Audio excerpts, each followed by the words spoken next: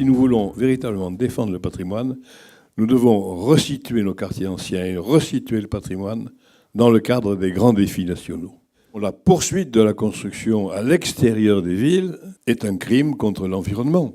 Il y a plusieurs défis. Le premier, c'est toute la problématique du logement vacant. Et le logement vacant qui atteint des taux qui sont insupportables. Et il est dans le centre-ville. On a, dans certaines petites villes, notamment, des taux de 15% de logements vacants. Et il s'accompagne, dans le même temps, du problème lié à l'imperméabilisation des sols. C'est-à-dire que chaque fois que l'on va construire à l'extérieur et ailleurs, alors qu'on a déjà des constructions, on contribue à l'imperméabilisation des sols qui pose aujourd'hui un problème considérable. On a les inondations qui sont dues en partie à l'imperméabilisation des sols, et puis on a des transports de produits polluants. C'est un autre problème en matière d'environnement. Au-delà de la valeur patrimoniale à chaque fois des sites qui font l'objet d'un examen en commission, c'est les constats aussi, les constats sur les commerces, les constats sur la vacance dont il a été question. Donc on voit bien l'importance du rôle que peut jouer le patrimoine. Sa préservation doit intégrer effectivement les ensembles que sont le développement économique, l'habitat et l'amélioration globale du cadre de vie pour revitaliser en fait tous ces centres anciens. La politique urbaine et la sauvegarde du patrimoine, ça ne se limite pas à, passez-moi l'expression, entretenir quelques vieilles pierres. C'est bien au-delà de ça, c'est générer du tourisme. C'est requalifier des sites, c'est améliorer des quartiers, c'est régénérer des zones et favoriser le commerce plutôt que de s'entêter à parfois régénérer des industries qui finalement ont de toute façon disparu. On s'est interrogé aussi sur les difficultés que nous avions dans nos villes moyennes. Pourquoi y a-t-il autant de logements vacants ? Pourquoi on a nos commerces de centre-ville qui ferment leurs portes ? Aujourd'hui, on a invité la population à aller construire à l'extérieur. On a invité les acteurs publics à privilégier les constructions extérieures plutôt que la rénovation. Vous avez une fiscalité aujourd'hui qui vous invite à aller à l'extérieur. On est dans un système où on invite à aller à l'extérieur. Donc la première des choses, c'est de limiter aujourd'hui ce qui contraint à faire en sorte que vous veniez en ville. Et tous les outils d'urbanisme, ils sont essentiels.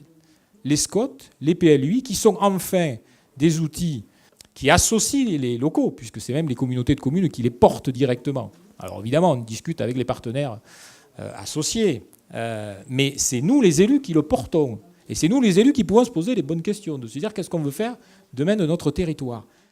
Moi, je dirais qu'il faut avoir une économie urbaine. Sinon, ça ne va pas marcher. Il y a 12 ans, nous n'étions pas encore une ville touristique connue, ce qui n'est plus le cas maintenant. Notre croissance est phénoménale en la matière, croissance à 2 chiffres. Et donc, l'économie vraiment fleurit, prospère au centre-ville. De façon très paradoxale, cette zone de la ville, cette partie de la ville qui était pauvre, qui était habitée par les pauvres, voit maintenant les prix exploser. C'est en quelque sorte une menace maintenant. La gentrification n'est pas forcément facile. Bonjour, Béatrice Vignals, pour l'association Le Piéton de Cahors.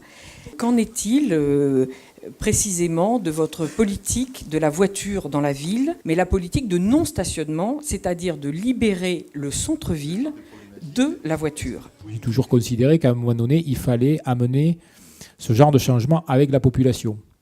On l'a fait progressivement sur cette ville, mais on part de très très loin. Et effectivement, ça a 2 vertus. C'est que quand vous enlevez la voiture, vous enlevez le trafic et surtout, vous enlevez la pollution. Reste que c'est long, compliqué, parce que tout a été organisé avec la voiture. Quand je parle tout à l'heure de la question du mitage, de l'étalement urbain, on a favorisé la place de la voiture. Aujourd'hui, on dit, mais c'est facile, on a qu'à mettre des bus, des réseaux collectifs. Mais le bus ne fonctionne que quand vous avez des zones denses. Quand elles ne sont pas denses, c'est un tel coût que vous n'y arrivez pas. On revient, ça a été dit, sur 20 ou 30 années où on a placé la voiture au centre de tout. Vous ne changez pas le modèle d'un coup de baguette magique, c'est hyper long. Le temps du patrimoine est par définition un temps long et effectivement il faut avoir à un moment donné une approche qui soit une approche qui intègre l'ensemble des aspects de ce développement durable qui a été évoqué à plusieurs reprises.